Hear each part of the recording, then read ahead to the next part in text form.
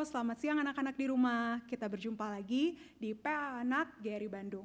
Kita bersyukur ya, sejak dari kecil anak-anak kalian boleh belajar mengenal Tuhan dan belajar firman Tuhan.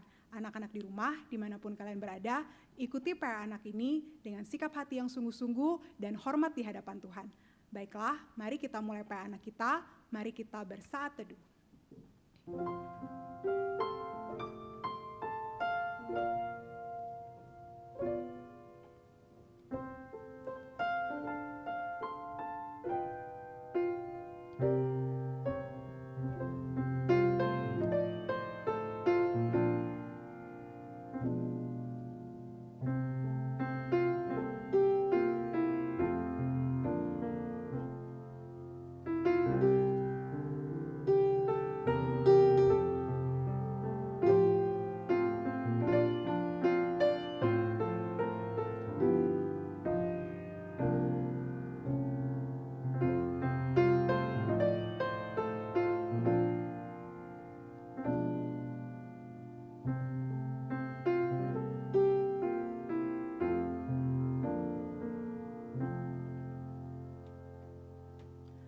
Mari kita memuji Tuhan, kita nyanyikan bersama pujian Pujilah Hai Jiwaku, bait 1 dan bait 3.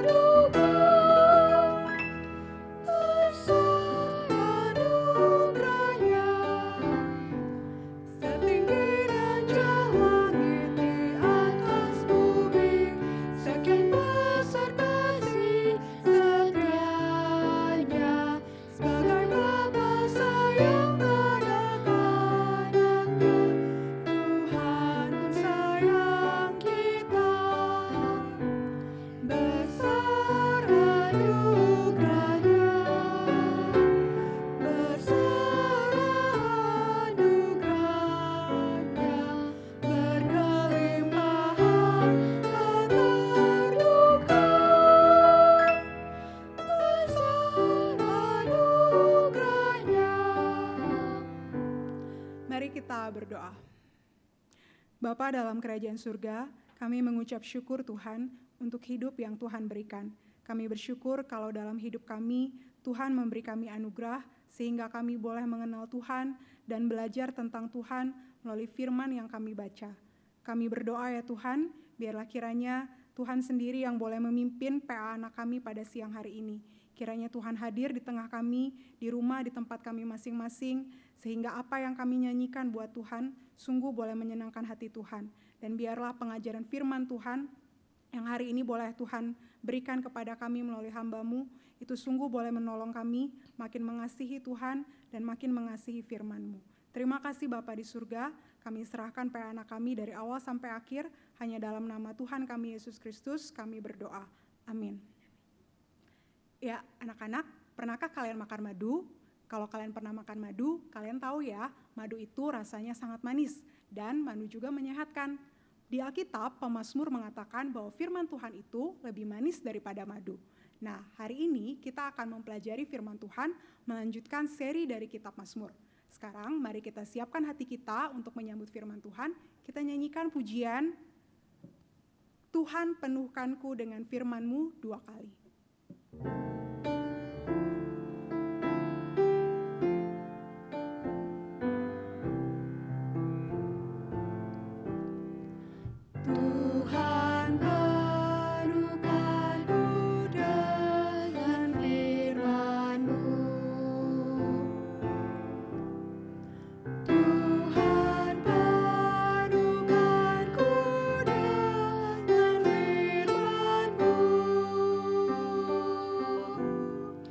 Here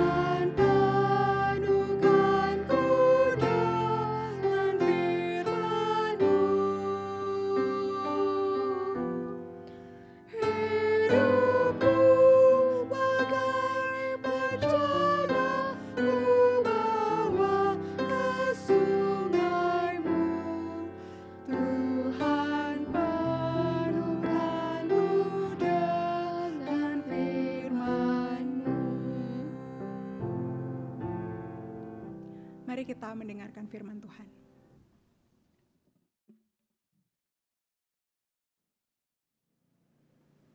Selamat siang anak-anak. Siang ini kita akan membahas kitab Mazmur. Mari siapkan Alkitab kita semua. Anak-anak yang belum membawa Alkitabnya silahkan ambil sebentar. Lalu kita akan menyiapkan Mazmur 19. Mazmur 19 ayat 8, 9, 10, dan 11. Kita akan baca bersama-sama. Mazmur 19 ayat 8, 9, 10, dan 11. Ya, sudah siap ya? Mari kita baca bersama-sama. Taurat Tuhan itu sempurna, menyegarkan jiwa.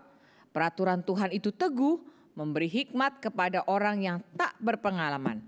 Titah Tuhan itu tepat, menyukakan hati. Perintah Tuhan itu murni.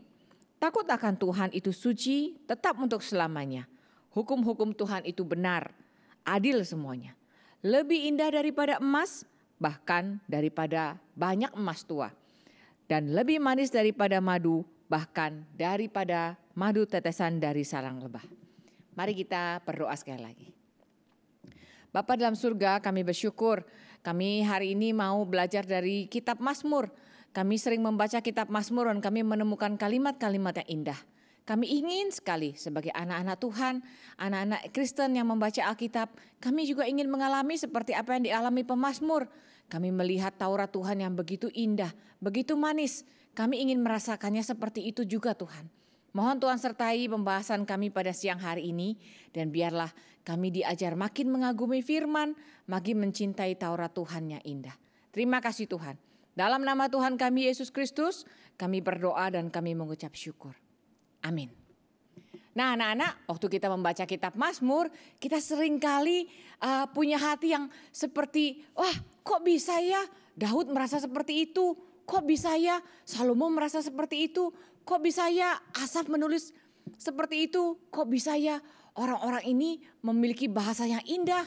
Kok bisa ya mereka sungguh-sungguh mencintai firman Tuhan? Wah, kalau kadang-kadang kita baca Alkitab, aduh saya nggak bisa ngerti kenapa ya firman Tuhan dianggap begitu indah, begitu bagus, begitu manis. Rasanya kita nggak merasakan hal seperti itu ya. Nah waktu kita baca, wah dalam hati kita langsung timbul satu keinginan ya. Tuhan saya juga mau kalau punya hati seperti itu. Waktu baca bagian tadi dibilang Taurat Tuhan itu menyegarkan jiwa. Wah kadang-kadang kita menjumpai ya kalau jatah bacaan Alkitab kita hari itu. Wah pasalnya panjang-panjang ini ayatnya. Gawat. Bacaannya banyak. Loh kok kita gak seperti Daud ya yang merasa Taurat itu menyegarkan jiwa. Kalau baca Alkitab kepanjangan rasanya aduh panjang banget. Lalu kalau kemudian ada PR menghafal ayat. Hah gawat ayatnya berbaris-baris. Wah kita langsung pusing. Kita langsung rasa wah gimana ya kok seperti ini. Nah kita langsung lihat perbandingan. Kok hatiku gak merasa seperti itu ya. Hatiku gak merasa Taurat Tuhan itu menyegarkan. Taurat Tuhan itu indah. Taurat Tuhan itu manis. Taurat Tuhan itu berharga. Wah gimana ya saya pengen punya seperti itu hatinya. Nah maka hari ini kita akan sama-sama diajar oleh firman ya. Kenapa orang-orang Israel bisa punya hati seperti itu anak-anak? Karena apa? Karena mereka mengerti bahwa Taurat itu bukan seperti beban yang berat sekali. Ayo kamu harus jalankan, kalau nggak jalankan nanti Tuhan marah. Enggak, mereka tahu sejak dari kecil. Waktu dari mereka kecil, mereka biasanya umur 5 sampai umur 12 dikatakan adalah anak Taurat. Jadi maksudnya mereka belajar Taurat, menghafalkan kitab-kitab Taurat. Bahkan bisa menghafalkan kalimat-kalimat yang panjang dan memahami pikiran-pikiran dari Alkitab. Kok bisa seperti itu? Karena dari kecil mereka dididiknya seperti ini. Anak-anak kecil semua dibariskan. Ayo semua dibariskan. Kita akan belajar Taurat. Wah asik. Kalau belajar Taurat berarti dengar cerita. Dengar cerita siapa? Dengar cerita Tuhan. Yang dulu sekali sudah terjadi. Dan kemudian ceritanya itu diceritakan berulang-ulang. Papa cerita kepada anak. Anaknya sudah besar, cerita sama anaknya lagi. Anaknya sudah besar, cerita sama anaknya lagi. Anaknya sudah besar, cerita sama anaknya lagi. Terus menerus. Mereka semua ingin dengar cerita. Dan cerita dari Alkitab, dari kitab Kejadian terus diceritakan. Adalah satu cerita yang sangat berbekas di dalam hati mereka. Satu cerita yang benar-benar terjadi karena nenek moyang mereka mengalami. Nah, ini juga yang dialami oleh anak-anak Israel pada zaman Alkitab. Jadi suatu kali ada seorang bapak panggil anak-anaknya. Anak-anak, sekarang waktunya kita belajar Taurat. Biasa yang ngajar adalah bapaknya. Kumpulkan anak-anak laki-laki mereka. Nah, ada seorang bapak punya 8 anak laki-laki. Wah, banyak ya anaknya ya. Mungkin jaraknya nggak beda-beda jauh. Tapi 8 anak dikumpulkan. Bapak ini panggil, Eliab. Ya papa. Wah, Eliab tahu. Wih, ini sudah waktunya belajar Taurat. Aku mesti cepat-cepat. Wah, kemana adik-adikku ya? Kemana adikku? Abinadab, cepat kita mau belajar Taurat. Oh iya benar, aku kelupaan. Tadi asik membereskan pekerjaanku. Lalu kemudian bapaknya panggil lagi. Sudah ada Eliab, sudah ada Abinadab. Ada lagi yang ketiga. Syama. Wah, Syama dengar. Oh iya, sekarang udah waktunya belajar Taurat. Aku beresin dulu ya pekerjaanku ya. Ini aku rapikan dulu, nanti aku lanjutkan. Kenapa? Karena belajar Taurat itu menyenangkan.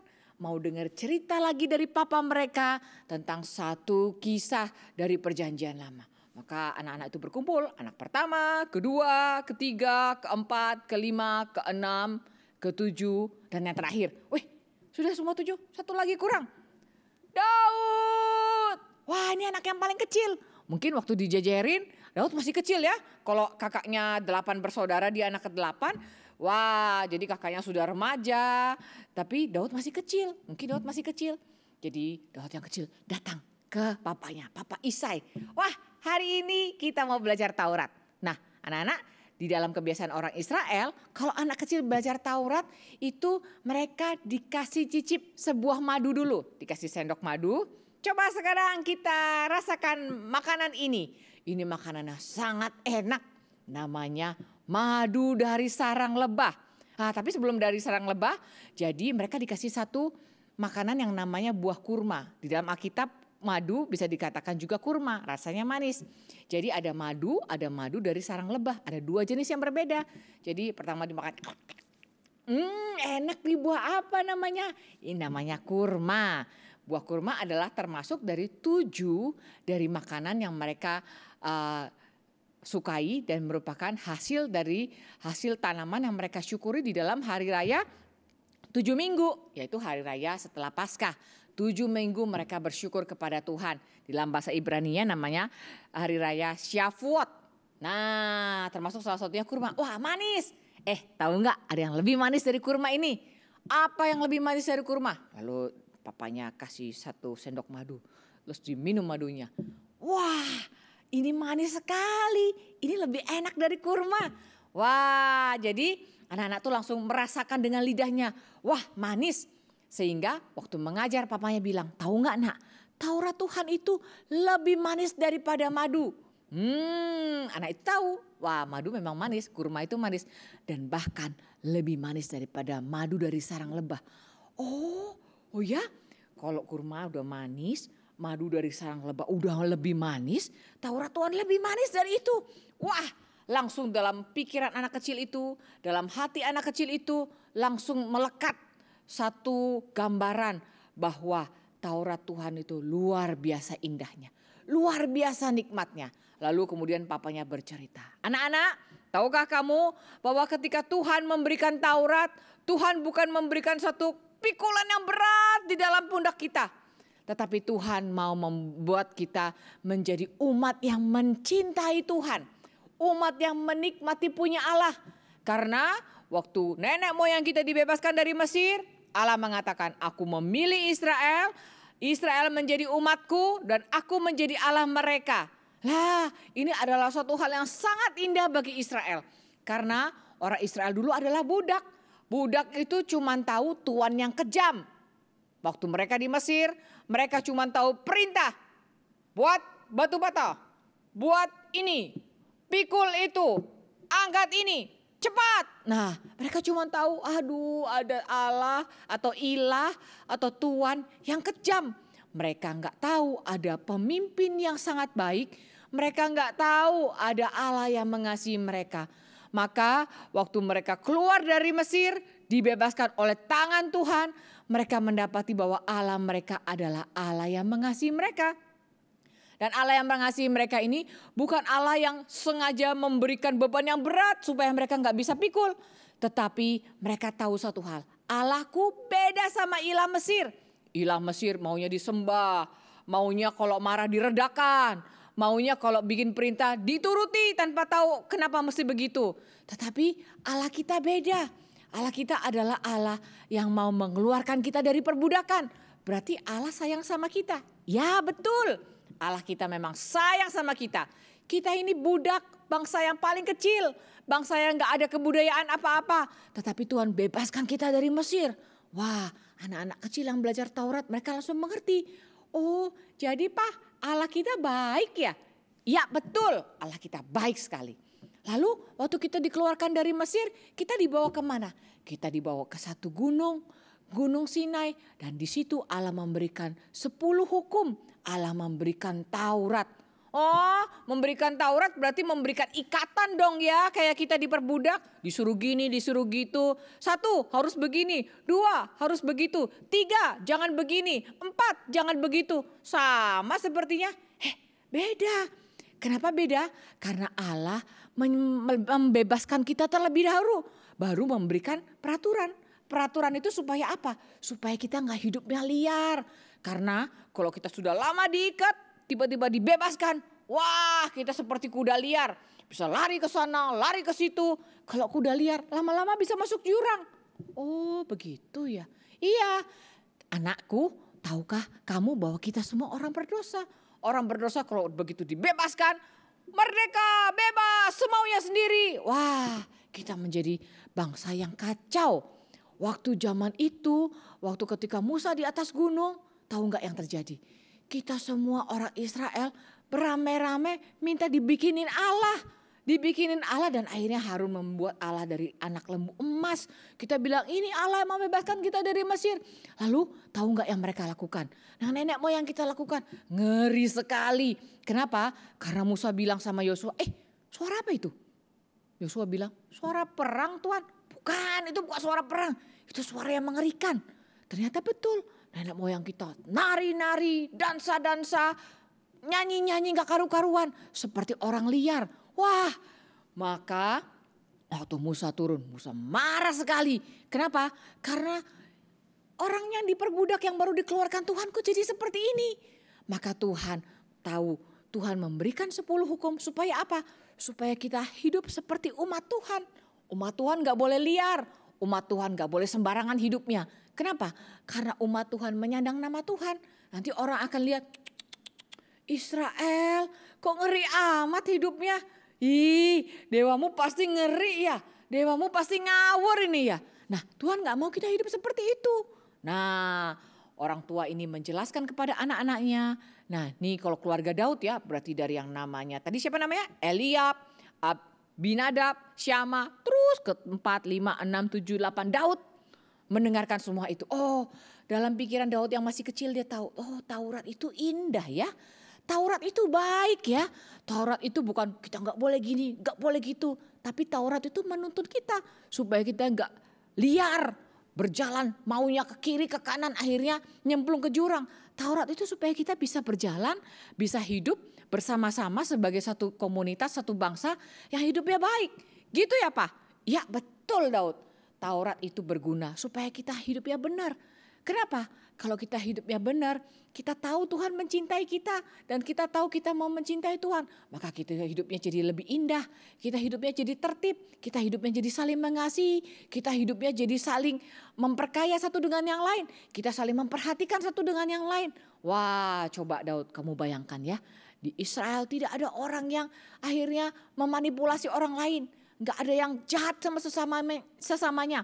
Bayangkan kalau misalnya Tuhan gak bilang jangan mencuri. Wah orang bisa berani curi ambil orang lain punya barang.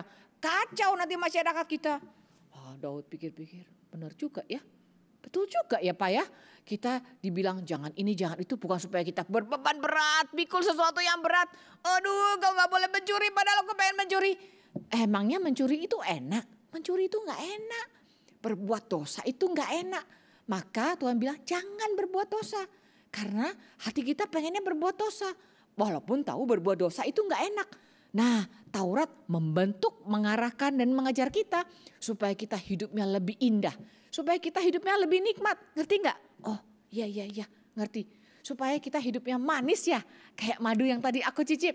Betul sekali Daud, benar. Taurat mau kita hidup menikmati Tuhan. Tuhan itu indah. Tuhan itu mulia. Tuhan itu suci. Tuhan mau bagi hidup seperti itu kepada kita. Tapi kita nggak tahu caranya. Nah, Tuhan gak mau kita tebak-tebak ya, kira-kira gini atau kira-kira gitu. Enggak, Tuhan mau kita tahu dengan jelas. Maka Tuhan kasih Taurat. Supaya apa? Supaya kita tahu dengan jelas Tuhan mengasihi kita. Supaya kita tahu dengan jelas kita mau mengasihi Tuhan. Supaya kita tahu dengan jelas Tuhan mau kita mengasihi orang lain. Dan Tuhan mau orang lain tahu dengan jelas. Orang lain bisa mengasihi kita. Wah, Daud yang masih kecil sangat kagum dengan cerita papanya. Bahwa Allah begitu hebat, begitu baik, begitu indah memberikan Taurat yang manis. Nah ini ada di dalam hatinya seumur hidup. Karena apa? Orang Israel setahun 3 kali merayakan 3 hari raya penting. Pertama adalah hari raya Paskah. Hari raya Paskah mereka tahu sejak kecil kita ini bangsa yang diperbudak. Sudah dibebaskan. Waktu itu malam-malam ada malaikat maut datang. Mau mengambil nyawa anak sulung. Tetapi Tuhan sudah bilang di depan pintumu harus ada darah anak domba umur 1 tahun. Kamu gak boleh keluar. Maka semua lakukan. Semua di ambang pintu rumahnya ada anak domba berumur 1 tahun yang darahnya dioleskan depan pintu. Maka ketika malaikat itu lewat tidak ada kematian. Tetapi di rumah orang Mesir mereka gak percaya Tuhan. Mereka itu dongengnya orang Israel, biarin aja tuh bangsa budak. Malam itu di rumah mereka semua orang ada kematian. Ada tangis yang begitu histeris. Anakku mati, papaku mati, suamiku mati. Wah semua ada tangis itu. Mereka dalam rumah takut dengar suara itu. Tapi juga bersyukur. Allah mencintai kita. Allah menyelamatkan kita. Lalu itu menjadi hari raya utama pertama yang mereka rayakan. Lalu kemudian Tuhan memerintahkan setelah Paskah. Ada 7 minggu kamu harus mengingat bahwa Tuhan akan memelihara umatnya. Jadi hari raya 7 minggu itu adalah memperingati bahwa setelah Tuhan bebaskan umatnya, Tuhan pimpin mereka lewat laut merah yang terbelah. Lalu melewati padang gurun, bukan akhirnya tersesat, tapi menuju ke satu gunung, Gunung Sinai. Di situ mereka diberikan Taurat Tuhan, 10 hukum. Maka mereka tunggu. Dan ketika Musa turun membawa 2 loh batu yang ditulis sendiri oleh jarinya Tuhan. Menjadikan mereka paham. Tuhan kami mau menjadi umat-Mu. Engkau adalah Allah yang baik. Engkau adalah Allah yang mulia. Engkau adalah Allah yang kudus. Nah ini memperingati hari raya turunnya Taurat diberikan di Gunung Sinai. Oh begitu ya. Jadi anak Israel merayakan hari raya kedua ini. Ini namanya hari raya Shavuot. Hari raya 7 minggu. Hari raya 7 minggu ini mereka selain mengingat akan Taurat Tuhan yang turun. Nah supaya mereka ingat. Mereka diberitahukan gini. Kalau setiap hari raya ini makan segala sesuatu yang dari susu atau dari madu. Kok begitu? Iya karena mereka dalam perjalanan. Perjalanan menuju tanah perjanjian. Dan tanah perjanjian itu dibilang apa? Negeri yang berlimpah susu dan madunya. Maka mereka merayakan itu dengan ingatan-ingatan. Wah Tuhan menuntun kita. Bukan melewati padang gurun terus gak kemana-mana tersesat. Tapi ini padang gurun ada tujuannya. Tujuannya kemana? Tanah perjanjian. Di sana banyak apa? Banyak susu dan madu. Maka mereka merayakan dengan makanan-makanan yang penuh dengan terbuat dari susu atau madu. Jadi waktu mereka makan, mereka ingat Tuhanku baik sekali sama aku. Tuhanku mencintai aku. Aku mau jadi umat Tuhan. Nah itu adalah hal yang dibiasakan. Sehingga anak-anak kecil mereka mengerti. Dari kecil mereka tahu Taurat Tuhan itu sempurna. Taurat Tuhan itu manis. Lalu kemudian setelah hari raya 7 minggu. Mereka juga disuruh merayakan hari raya ketiga yang penting yaitu hari raya Pondok Daun. Anak-anak bisa baca di dalam Ulangan 16 nanti ya. Hari raya Pondok Daun membuat mereka mengingat bahwa ketika mereka nanti sampai di tanah perjanjian. Mereka harus ingat bahwa mereka adalah bangsa yang pernah berdiam di padang gurun.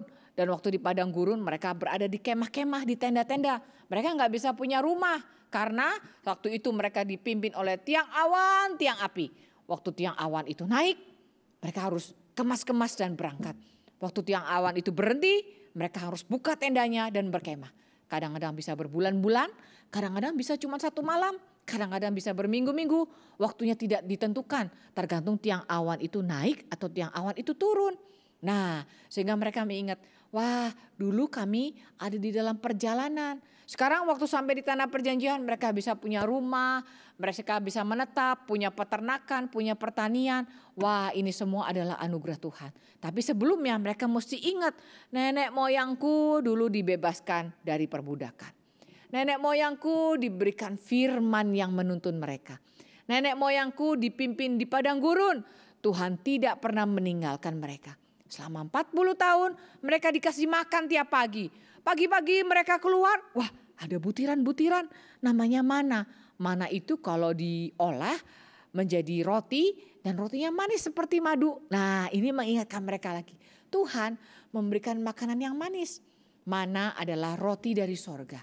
Maka firman juga adalah roti dari sorga yang seperti terdengar menjadi makanan bagi jiwa yang manis. Ini semua diajarkan kepada seluruh anak-anak Israel. Sehingga waktu mereka dari kecil sampai kira-kira mereka berumur 12 tahun. Mereka ketika menjadi anak Taurat umur 12 tahun lulus dari pelajaran Taurat. Mereka terpatri dalam hati mereka bahwa Taurat Tuhan itu indah, manis, berharga lebih daripada emas yang tua. Dan lebih manis daripada madu tetesan sarang lebah.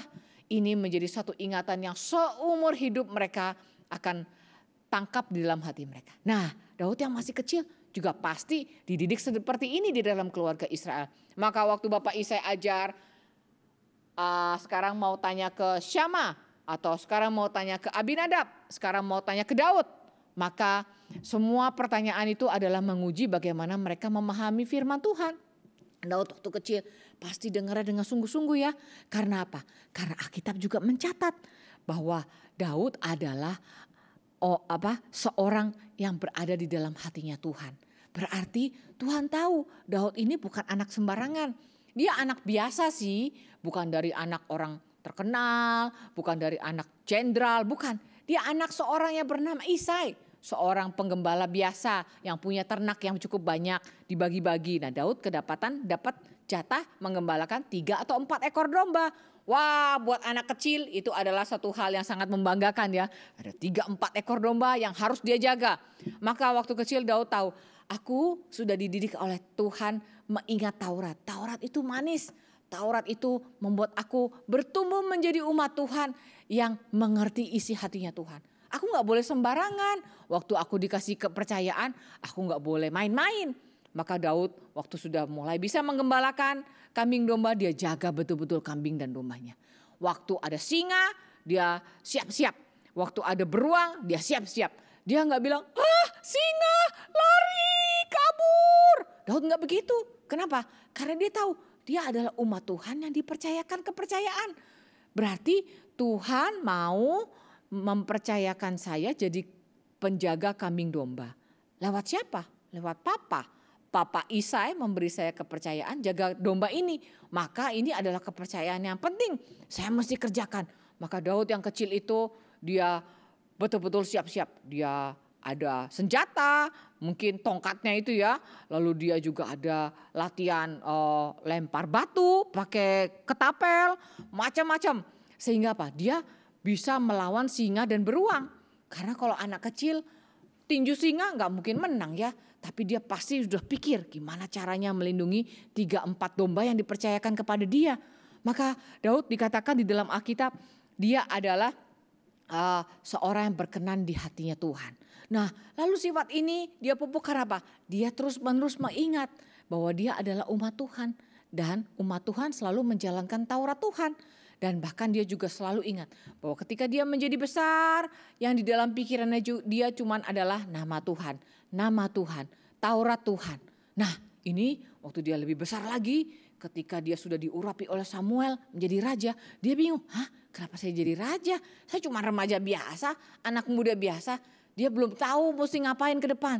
Tapi waktu dia dengar bahwa ada pasukan Israel ditantang oleh pasukan Filistin, wah dia dalam hatinya sebenarnya aduh sedih sekali ya. Waktu dia datang ke dalam peperangan, dia dengar dengan telinganya sendiri. Ada orang mengejek-ejek, ayo cepat ke sini kalau berani. silakan tantang aku. Wah, orang yang tinggi pasukan Filistin. Wah, bahaya sekali. Tapi dia dalam hati, aduh Tuhan, kenapa umatmu dihina seperti ini? Tidak ada yang berani melawan Goliat.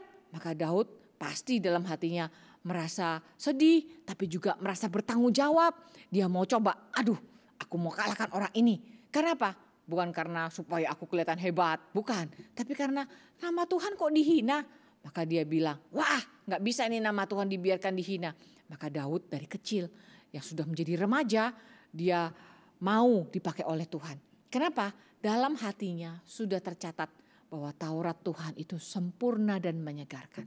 Menjadi umat Tuhan itu sempurna dan menyegarkan jiwa. Maka menjadi umat Tuhan tidak perlu malu, tidak perlu minder. Aduh gawat, musuhnya ngeri, aku lari aja. Gak bisa, Daud gak pernah lari dari kecil. Maka dia minta sama Tuhan, Tuhan tolong saya. Waktu dia hadapi Goliat dan Tuhan memberikan kemenangan. Dia tahu ini kemenangan bukan membuat dia, wih hebat, Daud hebat. Raja gak berani nih, payah ini raja ini. Gak, Daud dalam hati yang gak pernah ada pikiran itu. Kenapa? Karena dari kecil hatinya dibentuk oleh Taurat Tuhan. Hatinya bukan seperti kuda liar tadi ya, dilepaskan bebas. Wah aku udah remaja, bebas. Kadang-kadang kita begitu ya, waktu kecil nurut. Kenapa? Ke sekolah minggu. Iya sebenarnya gak pengen ke sekolah minggu, tapi gimana ya harus nurut mama papa. Nanti kalau aku udah besar, aku bisa pilih sendiri jalanku. Kadang-kadang kita seperti itu, kita gak mau dibentuk oleh Taurat. Tapi hati Daud gak seperti itu. Daud dari kecil hatinya dibentuk oleh Taurat. Dia selalu ingat, Taurat itu manis, menyegarkan jiwa. Taurat itu bukan membuat beban. Taurat itu justru membuat kita lebih ringan bebannya. Dan ini juga anak-anak bisa ingat ya. Waktu Tuhan Yesus bilang, kalau ada yang letih, lesu dan berbeban berat, datanglah kepadaku. Karena kuku itu adalah enak dan bebanku ringan. Jadi Tuhan gak memberikan kepada kita sesuatu yang berat yang kita gak bisa pikul. Tetapi Tuhan mau membuat kita mengerti bahwa mengerjakan firman Tuhan itu enak dan ringan. Nah ini juga yang Daud pahami dari kecil. Maka ketika dia berhasil mengalahkan Goliat, dia kemudian menjadi panglima, kemudian menjadi tentaranya Saul. Dia tahu dalam hati, dia tidak boleh melakukan hal yang Tuhan tidak suka. Maka meskipun ketika suatu kali ada orang menyanyi-nyanyi, Daud membunuh berlaksa-laksa, Saul membunuh beribu-ribu. Lalu Saul menjadi iri hati dan mau membunuh Daud. Daud tahu tidak boleh. Kenapa? Tidak boleh membunuh orang yang diurapi Tuhan. Itu urusan Tuhan, bukan urusan saya. Maka meskipun berkali-kali ada kesempatan, Daud tidak lakukan itu. Dan dia juga ingat Taurat pernah mengajarkan kepada dia. Waktu kecil papanya pernah bilang, ini ya Musa tulis di dalam Ulangan 17. Kalau kita ada raja itu gak boleh punya banyak emas. Gak boleh punya banyak istri, gak boleh punya banyak kuda. Dan selalu di samping raja harus ada gulungan kitab Taurat. Supaya selalu dibacakan Taurat Tuhan itu kepada raja. Sehingga raja makin bijaksana. Wah betul ya seperti dikatakan di Alkitab tadi ayat 8. Peraturan Tuhan itu teguh, memberikan hikmat kepada orang yang tak berpengalaman. Wah Daud ingat Ulangan 17. Maka waktu dia menjadi raja Israel akhirnya setelah Saul dibunuh, kalah dalam perang, Tuhan mengangkat Daud betul-betul menjadi raja atas seluruh Israel. Maka di samping Daud selalu ada Taurat yang dibacakan. Dan ini menjadi satu patokan bagi raja-raja setelah Daud. Ya kan? Kalau kalian baca di kitab raja-raja, tidak seperti Daud bapa leluhurnya. Atau kalau raja yang baik, dia seperti Daud bapa leluhurnya. Dari mana ukurannya? Dari bagaimana raja itu berespon kepada Taurat. Bagaimana raja itu mendengar Taurat mengajar dia. Kalau raja-raja yang jahat gak mau ada Taurat. Kalau bisa Taurat di mana terserah. Zaman sebelum Raja Yosia, Taurat dimanapun gak ada yang tahu. Sehingga waktu Yosia kecil yang kemudian jadi raja waktu dia muda, dia bongkar-bongkar di dalam bait Allah. Wah, ketemu ternyata ada gulungan Taurat. Baru dia tahu bagaimana Taurat mengajar seorang raja. Nah ini berarti raja yang baik seperti Daud, di pinggirnya ada gulungan kitab Taurat. Untuk apa? Hiasan? Bukan. Supaya dibacakan. Kenapa? Karena Taurat itu memberi hikmat kepada yang tidak berpengetahuan.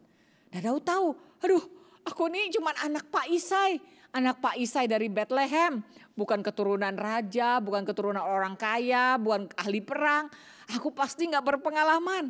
Dan aku ingat waktu kecil papaku pernah bilang, Ulangan 17 Taurat Musa mengatakan raja di sampingnya harus ada gulungan kitab Taurat. Kalau aku jadi raja pasti aku akan lakukan. Nah betul, ketika dia menjadi raja, dia selalu minta dibacakan Taurat Tuhan. Dia merenungkan Taurat Tuhan. Tahu dari mana? Tahu dari kitab Mazmur yang dia tulis. Banyak sekali kalimat dia katakan, Tauratmu begitu indah, begitu sempurna. Berarti Daud sering dengar, sering dibacakan kitab Taurat. Karena kalau enggak pasti Daud lupa. Apa? Taurat? Emang ada buku namanya Taurat? Gitu ya. Kayak raja-raja setelah Daud kan. Mereka menyembah berhala, mereka enggak peduli ada Taurat Tuhan, enggak peduli firman Tuhan. Maka Tauratnya hilang pun enggak ada yang cari. Seperti anak-anak ya, kalau enggak pernah baca Alkitab, Alkitabnya hilang di mana juga enggak tahu. Tahu-tahu, besok sekolah minggu, Alkitabku di mana? Kok hilang? Dicari di sini enggak ada, di situ enggak ada. Berarti enggak pernah dibaca. Nah Daud enggak seperti itu. Nah, Taurat di samping tahtanya dibacakan setiap kali supaya apa? Supaya dia yang tidak berhikmat tahu bagaimana caranya memimpin suatu bangsa yang besar. Nah ini loh, Taurat Tuhan itu manis, bahkan lebih manis daripada madu tetesan sarang lebah. Ini yang dipahami Daud. Tetapi raja-raja yang jahat, mereka tidak peduli Taurat. Bahkan mereka menyingkirkan Taurat Tuhan dan menggantinya dengan ramalan-ramalan dari berhala. Omongan-omongan kosong yang tidak ada artinya, yang menyedihkan hati Tuhan. Dan ini yang terjadi. Maka waktu kita datang kepada Taurat, kita tahu ya, anak-anak, ibu sangat ingin kita memahami Taurat dengan benar. Karena kan anak-anak seringkali paham Taurat dengan salah. Taurat 10 hukum, aduh kalau nggak dilakukan gawat. Kayak ujian 10 nomor, salah 1 dapat 9, salah 2 dapat 8, kalau salah 5 dapat 5, kalau salah semua dapat 0. Bukan, Taurat bukan begitu, lain sama ujianmu di sekolah. Taurat adalah firman yang menyegarkan. Kenapa? Karena Taurat diberikan karena cinta kasih Tuhan kepada umatnya. Ingat sekali lagi ya, anak-anak kecil Israel, dan ini yang dialami oleh Raja Daud pastinya. Dari kecil, waktu umur 5, belajar Taurat, dikasih madu. Supaya apa? Ingat, Taurat itu manis, Taurat itu baik, Taurat itu dari Allah yang mencintai kita. Sehingga waktu kita dengar Taurat kita tahu, wah benar, ini adalah Taurat yang indah. Ini bukan seperti kalau kita sakit ya, minum obat yang pahit, lalu mama bilang, gak apa-apa ini meskipun pahit baik buat kamu, ini obat supaya kamu sembuh. Bukan ya, waktu dimakan Taurat itu gak pahit. Taurat itu memang indah, waktu dirasakan manis seperti madu. Maka ini adalah gambaran yang Alkitab mau kasih tahu kepada kita. Pemazmur mau mengajak kita semua, anak-anak Tuhan, anak-anak yang masih kecil, untuk paham dengan benar Taurat Tuhan itu manis. Sehingga waktu kita dengar firman, kita tahu, aduh ini bukan firman yang kita kadang-kadang, lama nih khotbahnya, pengen cepat pulang. Kalau pulang sekolah minggu mau cepat-cepat nonton TV. Karena apa? Hati kita berpikir yang manis tuh TV. Yang manis tuh main game. Yang manis tuh apalagi? Lihat TikTok, wah itu manis. Lihat Instagram, wah itu manis. Kita sama sekali jauh dari apa yang Alkitab mau.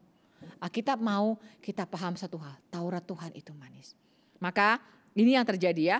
Anak-anak orang Yahudi atau orang Israel di dalam hari raya kedua, yaitu hari raya 7 minggu, mereka sekali lagi diingatkan, bahkan bukan cuma anak, seluruh orang Israel mereka diingatkan. Ada satu hari raya penting, yaitu ketika Allah memberikan Taurat. Dan waktu itu mereka makan barang-barang yang menjadi lambang dari janji dari firman Tuhan, yaitu susu dan madu. Dan dari situ mereka bertumbuh, mulai diajar, mulai dibentuk bahwa firman Tuhan itu manis. Kenapa manis? Karena jikalau dari anak paling kecil sampai orang paling tua, jikalau dari keluarga satu sampai ke seluruh kota, jikalau seluruh masyarakat dari orang miskin, orang kaya, pemerintah melaksanakan Taurat Tuhan, betapa indahnya hidup yang akan terjadi di dalam masyarakat itu. Nah ini yang Tuhan mau didik di dalam orang Israel, ini yang mau Tuhan didik di dalam kita semua orang Kristen. Sehingga ketika kita bilang, saya percaya Tuhan Yesus, siapa Tuhan Yesus? Tuhan Yesus adalah Raja yang memimpin kita. Raja yang memimpin kita untuk melaksanakan apa? Melaksanakan kehendak Bapa. Apa itu kehendak Bapa? Kehendak Bapa adalah seluruh firman-Nya dijalankan. Kenapa Bapa mau seluruh firman-Nya dijalankan? Bukan karena Bapa adalah diktator yang otoriter, pemerintah yang kejam, yang suka-sukanya sendiri, pokoknya saya mau harus dijalankan. Bukan. Bapa adalah Allah yang baik. Ketika kita menjalankan, hidup kita akan lebih manis daripada madu tetesan dari sarang lebah. Inilah yang Tuhan mau. Waktu kita bilang, Tuhan kok gitu sih, maunya firman-Nya dituruti. Saya juga mau dong firman saya dituruti. Itulah masalahnya. Kalau firman-Mu yang dituruti, kata-katamu yang dituruti, yang terjadi bukan hidup lebih manis. Hidup lebih gak enak ya, karena mesti nurutin kalimat-Mu yang gak tentu benar. Tapi kalau semua orang menuruti kalimat Tuhan, bayangkan apa yang terjadi. Semua orang akan memiliki hidup yang manis. Nah ini yang Tuhan mau. Setelah kita percaya Tuhan Yesus, kita tahu hidup kita penuh dengan dosa.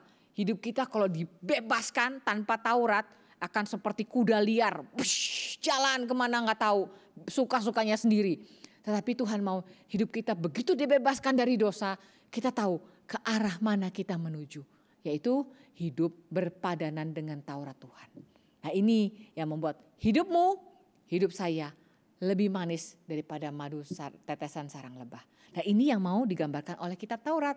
Maka mulai hari ini anak-anak mulai robah dalam pikiran ya. Pikiranmu yang salah dibuang. Taurat Tuhan itu ditujukan supaya kita makin mencintai Tuhan. Dari mana taunya? Laksanakan.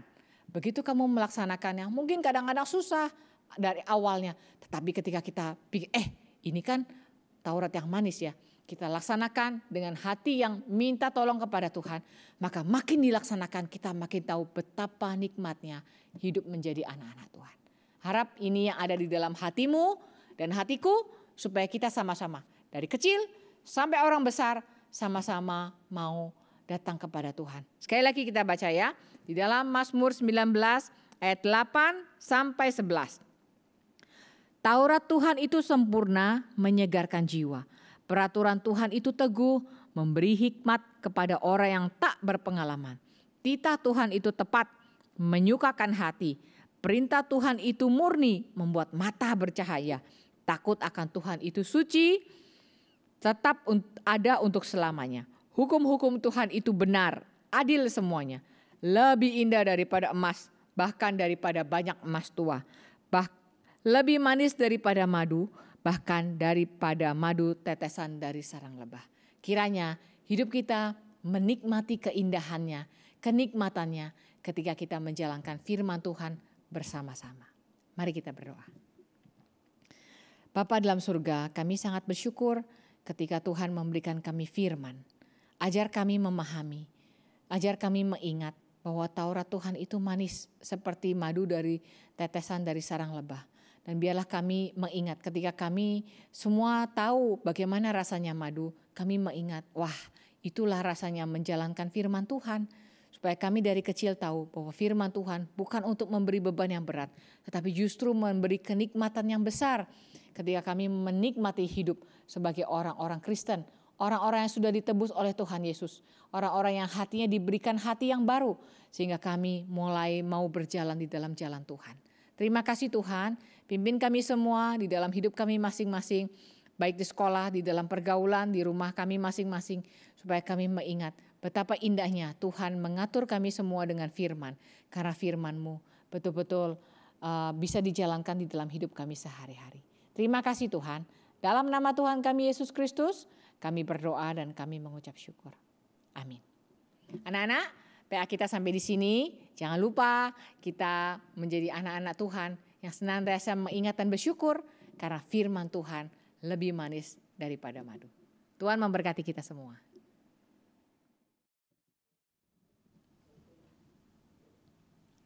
Kita mengucap syukur untuk firman yang kita dengar. Biarlah semakin hari semakin kita bertumbuh, bertambah besar ya, kita semakin merasakan betapa manisnya firman Tuhan. Nah, sebagai respon kita boleh mendengar firman Tuhan, Ibu mengajak kita menyanyikan pujian, menghidupi firman 2 kali, lalu nanti kita akan menutup anak kita dengan berdoa. Kita menyanyikan pujian, menghidupi firman 2 kali.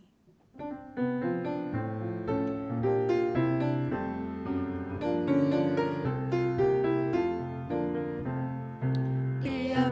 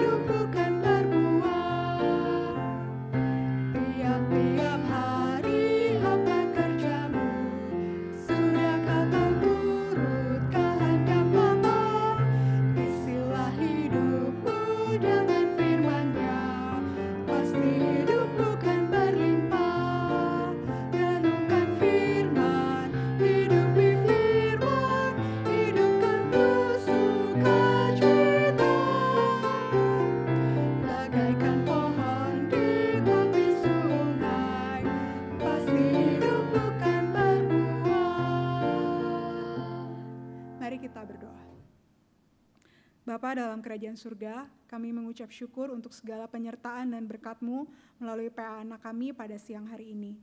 Terima kasih ya Tuhan untuk firman Tuhan yang boleh kami dengar, yang boleh sekali lagi mengajar dan mendidik kami. Tolong kami Tuhan, biar sedari kecil kami sungguh boleh mengasihi Tuhan, kami boleh memiliki pengenalan akan Tuhan yang benar, dan kami ditumbuhkan rasa cinta kami kepada Tuhan dan juga kepada firman-Mu. Terima kasih ya Tuhan. Kami serahkan hidup kami ke dalam tangan Tuhan, biar Tuhan yang pimpin hari-hari kami saat kami di rumah bersama dengan keluarga kami, di sekolah bersama dengan guru dan teman-teman kami, ataupun di luar di mana kami berada, biarlah firman Tuhan boleh menuntun jalan-jalan hidup kami. Terima kasih ya Tuhan, di dalam nama Tuhan kami Yesus Kristus, kami berdoa. Amin. Baiklah anak-anak, PA anak kita sudah selesai untuk siang hari ini. Kita berjumpa lagi di PA anak pada hari Sabtu depan. Selamat siang dan Tuhan Yesus memberkati.